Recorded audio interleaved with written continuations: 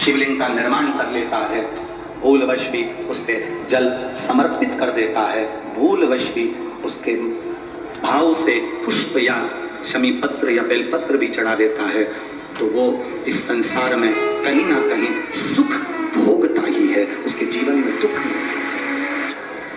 शरद पूर्णिमा से लेकर कार्तिक की जो पूर्णिमा है, उस बीच में कार्तिक महीने की जब शिवरात्रि आए या प्रदोष व्रत आए, थोड़ा ध्यान देना। ये उन लोगों के लिए है जो 1 रुपए कमाते हैं, सवाया खर्च होता है, घर में जिनके संपदा जुड़ती नहीं, बीमारियों में पैसा ज्यादा जाता हो, या कहीं ना कहीं तकलीफ अपनी जिंदगी में आती है, उसके लिए शिव आराधना कार्तिक महीने की थोड़ा ध्यान से श्रवण करें। कार्तिक के महीने में पूर्णिमा से पूर्णिमा के बीच में जो सोमवार पड़े, प्रदोष पड़े, शिवरात्रि पड़े, प्रयास करना। अगर बहुत कष्ट की जिंदगी चल रही हो तो शिवरात्रि, प्रदोष और जितने सोमवार पड़ रहे हो कार्तिक में 4-5 जो सोमवार पड़े, उसमें एक बेलपत्र अशोक सुंदरी वाली जगह पर और शमी पत्र देवादिदेव महादेव के ऊपर, ये 2 जगह पर अवश्य चढ़ा। 1 महीने में जितने सोमवार पड़ जाएं और प्रदोष पड़े और मासिक शिवरात्रि पड़े, उसमें अवश्य चढ़ा। बेलपत्र कहाँ चढ़ाना है? जम के बोलो जरा। अशोक सुंदरी की जगह। और शमी पत्र कहाँ चढ़ाना है? देवादिदेव महादेव के। एक बात चढ़ाकर देखो, आपके जीवन का जो आनंद है, जो अपने हृदय की कामनाएं हैं, अपने हृदय के भाव हैं, कार्तिक का जो महीना है भगवान षडानंद कार्तिकेय जी के लिए मूल है। इस षडानंद कार्तिकेय जी ने जब तारकासुर का संहार किया था, तारकासुर को जब मार दिया था, तो 33 कोटि देवताओं ने षडानंद कार्तिकेय जी को वर प्रदान किया।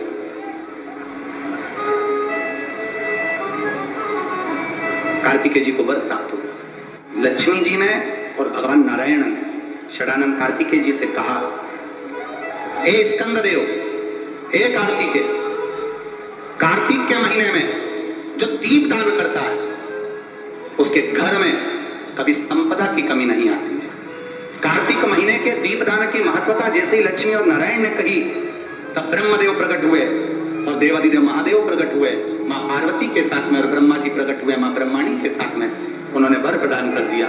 षडानंद कार्तिकेय भूलवश भी अगर कोई बेलपत्र और शमी पत्र दोनों एक साथ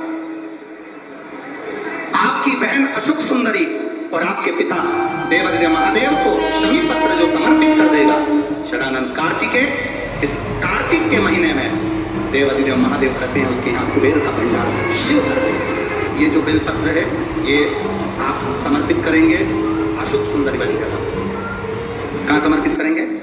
अशोक सुंदरी जगह। और शमी पत्र आप समर्पित करेंगे देवादिदेव महादेव के ऊपर। बस इसमें एक चीज का स्मरण अपने को करना है, जब अपन अशोक सुंदरी की जगह पर बेलपत्र चढ़ाएंगे तो ये डंडी का जो मुख है ये महादेव के जो खाली स्थान है, खाली वाली जगह उसे ओर होगा। शमी पत्र की जो डंडी का मुख है इसी की और जिस ओर तुमने बेलपत्र चढ़ाया है उसी ओर शमी पत्र की भी डंडी का मुख उसी ओर होगा। जहां पर आप बेलपत्र की डंडी का मुख रख रहे हैं उसी ओर शमी पत्र की डंडी का भी मुख उसी ओर होगा। तो देवादिदेव महादेव भगवान शंकर, मां जगत जननी जगदम्बा श्री ब्रह्मदेव ब्रह्माणी षडानंद कार्तिकेय को वर प्रदान कर देते। संसार में 2 चीजें 2 लोगों से नहीं पूछी जाती है। पूरे संसार में 2 चीजें 2 लोगों से नहीं पूछी जाती है। एक, स्त्री से उसकी आयु नहीं पूछी जाती है। बोलो सही है कि गलत है? संसार में 2 चीजें 2 लोगों से नहीं पूछी जाती है।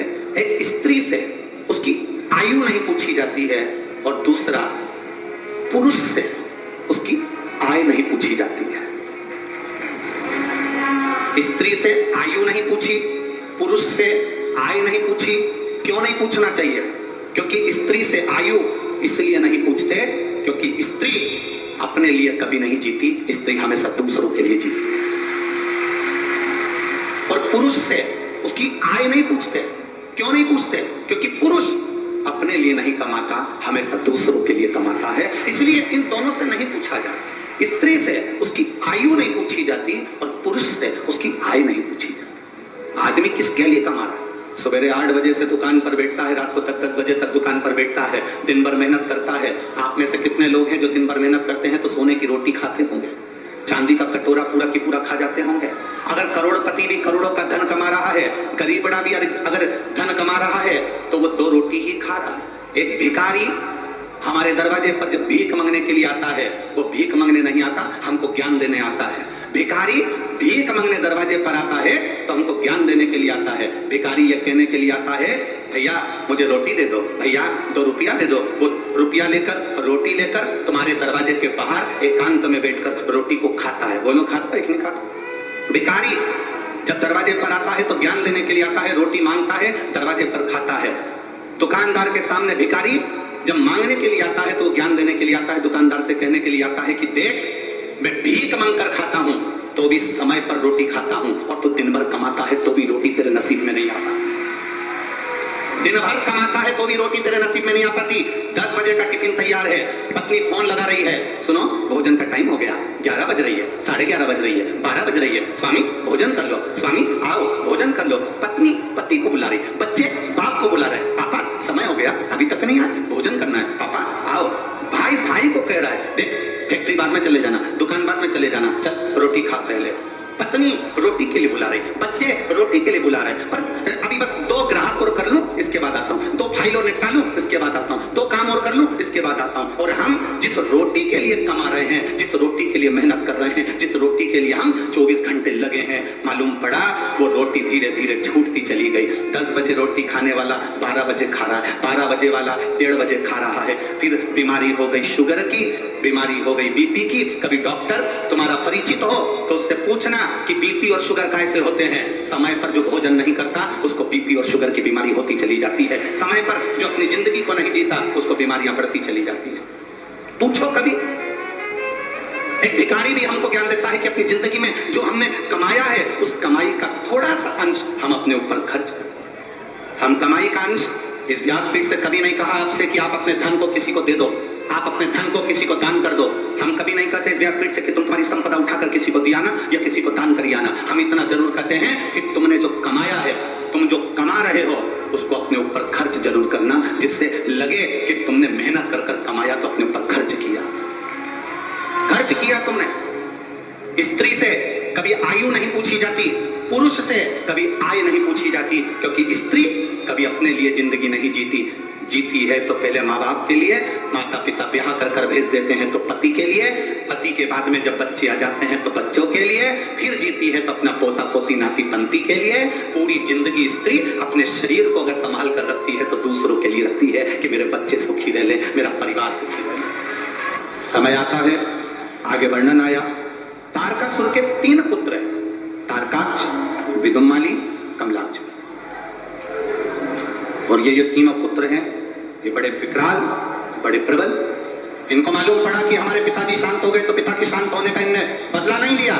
इन्होंने भगवान ब्रह्मा जी की तपस्या करी, तब कर कर ब्रह्मा जी से वर मांगा, वर दीजिए। ब्रह्मदेव ने कहा क्या वर चाहिए? हमारे प्राण ना छूटे।